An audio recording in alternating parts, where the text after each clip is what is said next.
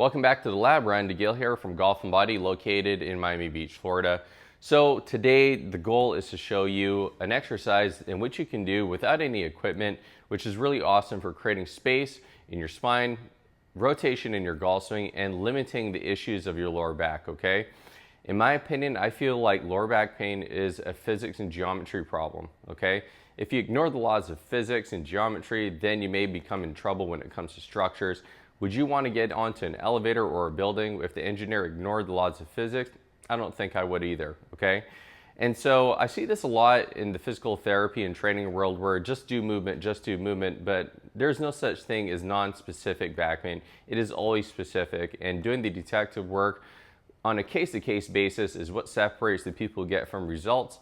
And maybe you get results, but it's by accident. You got to plan for success, and if you don't plan, then you plan to fail, okay? With that being said, we have a spine right here, okay? And so there are different characteristics of the spine. And so the lower back, there is only supposed to be about 5 degrees of rotation in the lumbar vertebrae. That is not very much.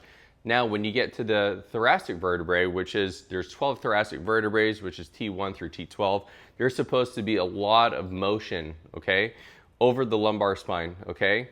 And then when you get to the cervical spine, you can have as much as, I would say, 40 to 50 degrees of rotation, extension, flexion, and all sorts of things. But what happens when we sit at desks all day long and we're constantly hunched over? You change the lever and fulcrum system of the spine, okay? And so with that being said, we want to make sure above the lumbar spine has plenty of side bend rotation, extension, and flexion so you can disperse energy correctly throughout the spine. And here's a great exercise to do that. Okay, so right here, you're going to overlap your knees. You're going to push both of the knees to the floor. You're going to be turning to the dominant knee, vertical tension on the spine going up to the ceiling, dislocating both of your elbows, making sure you're not leaning to one side, and you need to rotate on an axis. 5-second build up of tension, or you can hold them for 30 seconds. This is really difficult.